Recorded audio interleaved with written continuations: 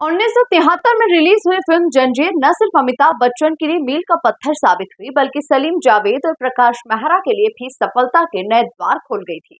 इस फिल्म से अमिताभ बच्चन के करियर को तो नई ऊंचाइयां मिली, इंडियन सिनेमा में एक्शन कहानियों के नए युग की शुरुआत भी हो गई थी। आज की इस वीडियो में हम जानेंगे जंजीर फिल्म से जुड़ी कुछ दिलचस्प कहानियां। हाय फ्रेंड्स, मैं हूं हिना मेहता और आप देख रहे हैं आपका अपना यूट्यूब चैनल दिल है फिल्मिस्तानी। जंजीर की कहानी सलीम खान तब लिख चुके थे जब सलीम जावेद की जोड़ी बनी ही नहीं थी।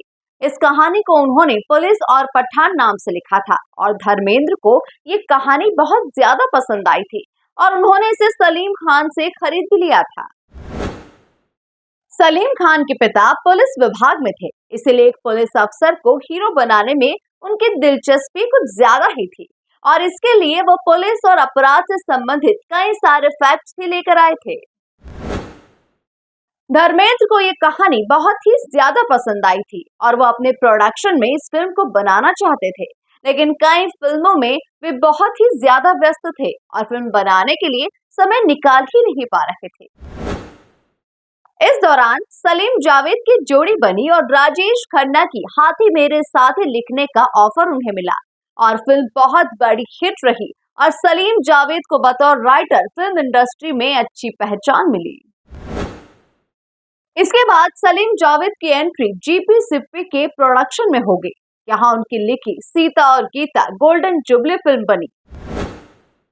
जंजीर से पहले प्रकाश मेहरा हसीना मान जाएगी, मेला और समाधि को डायरेक्ट कर चुके थे। तीनों ही फिल्में हिट थी, लेकिन 1972 में उनके प्रोडक्शन की पहली फिल्म राजेंद्र कुमार की आन बान फ्लॉप हो गई थी। इससे उन्हें काफी नुकसान हुआ और वो इस नुकसान की भरपाई किसी सुपरहिट फिल्म को बनाकर करना चाहते थे। जंजीर की कहानी धर्मेंद्र ने प्रकाश मेहरा को बताई थी। 1972 में ही समाधि की शूटिंग के दौरान धर्मेंद्र ने प्रकाश मेहरा को फिल्म की कहानी बताई थी। प्रकाश मेहरा को कहानी इतनी ज्यादा पसंद आई थी कि उन्होंने इसे अपने प्रोडक्शन में बनाने का फैसला किया और तब तक सलीम जावेद की जोड़ी भी नामी राइटर बन चुकी थी। जब ये तय हो गया कि धर्मेंद्र इस फिल्म पर अभी काम शुरू नहीं करेंगे, तो प्रकाश मेहरा ने कहानी धर्मेंद्र से ले ली और सलीम जावेद के साथ इसे जंजीर टाइटल के नाम से बनाने का निर्णय लिया।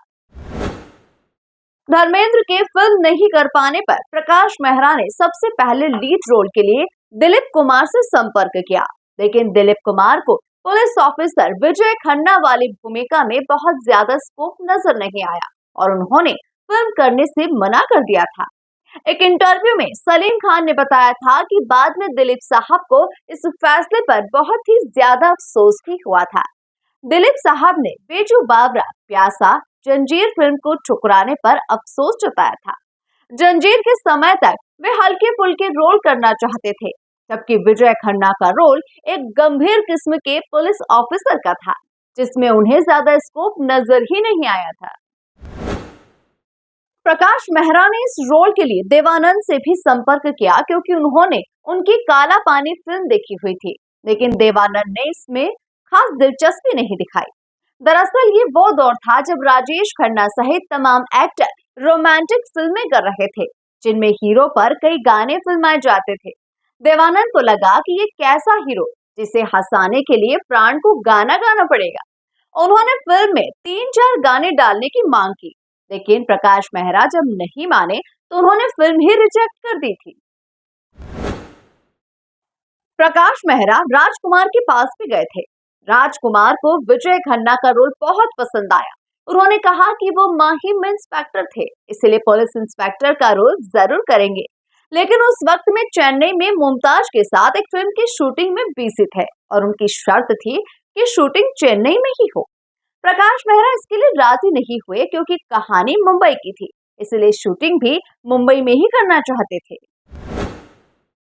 फिल्म के हीरोइन के लिए मुमताज से बात हो गई थी, लेकिन जब फिल्म के लिए कोई हीरो राजी ही नहीं हुआ, तो मुमताज ने भी फिल्म करने के बजाय अपनी शादी को प्राथमिकता दे दी थी।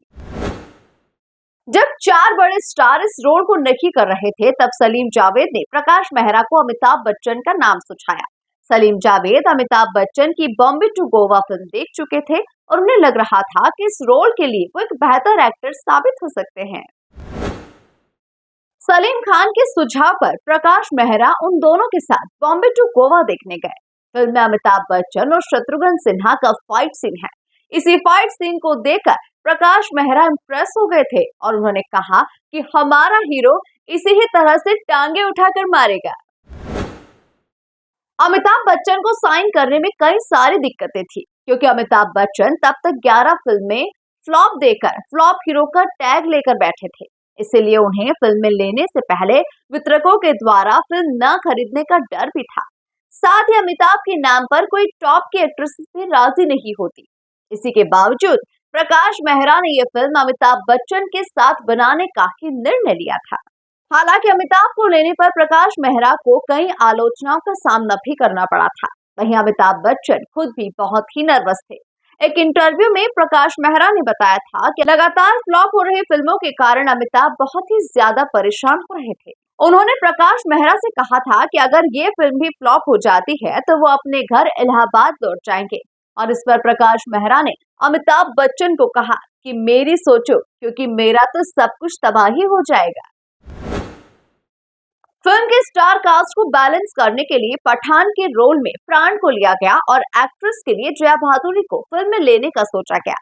सलीम खान ने एक इंटरव्यू में बताया कि अमिताभ बच्चन को राजी करने पर वे जया भादुरी के पास गए और उन्हें पूरी स्टोरी सुनाई, तो वे इस फिल्म को करने के लिए जल्द ही राजी नहीं हुई क्योंकि इसमें उन्हें एक्ट्रेस के लिए कोई स्कोप नहीं दिखाई दिया। लेकिन जब उन्हें पता चला कि फिल्म में अमिताभ बच्चन को लीड रोल के लिए अप्रोच किया गया है तो जया भादुरी इसके लिए राजी हो गई। अमिताभ बच्चन को जब सलीम जावेद ने फिल्म की स्क्रिप्ट सुनाई तो वे विजय खन्ना के रोल से बहुत ही ज्यादा इम्प्रेस हो गए थे क्योंकि उन्होंने ये आशंका भी व्यक्त की थी कि क्या वे इस कैरेक्टर को निभा पाएंगे। तब सलीम जावेद ही उन्हें यकीन दिलाने में कामयाब हुए थे। फिल्म का मुहूर्त शॉट थाने के अंदर का था जिसमें अमिताभ प्राण को कुर्सी पर बैठने से मना कर देते हैं। इस सीन के शूट होने के बाद प्राण ने प्रकाश मेहरा के सामने अमिताभ बच्चन की जमकर तारीफ की और कहा कि मैंने कई सुपरस्टार्स के साथ काम किया है लेकिन ये बहुत ही आगे जाएगा। सेठ धर्मदयाल तेजा का रोल अजीत ने निभाया जो बहुत ही पॉपुलर हुआ। इस रोल को सलीम जावेद ने रियल डॉन हाजी मस्तान से प्रेरित होकर लिखा था। अजीत ने इस रोल में हाजी मस्तान की तरह चलने और बोलने की काफी हद तक कोशिश की थी।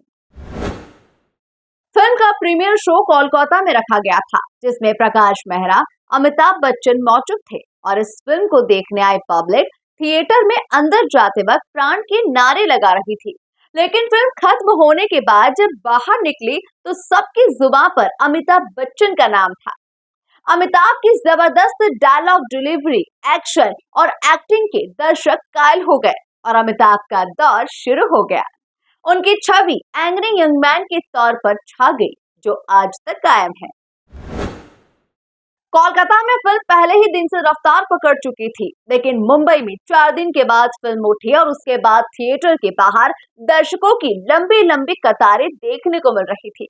रिपोर्ट्स के मुताबिक फिल्म ने 3 करोड़ का बिजनेस किया था और फिल्म सुपरहिट रही थी। 1973 में सबसे ज्यादा कमाई करने वाली ये चौथी फिल्म थी। बॉबी पहले नंबर पर थी, दूसरे नंबर पर यादों की बारात थी जिसे सलीम जावेद ने ही लिखा था। दीवाने हैं दीवानों को ना घर चाहिए गाना गीतकार गुलशन बावरा पर फिल्माया गया था।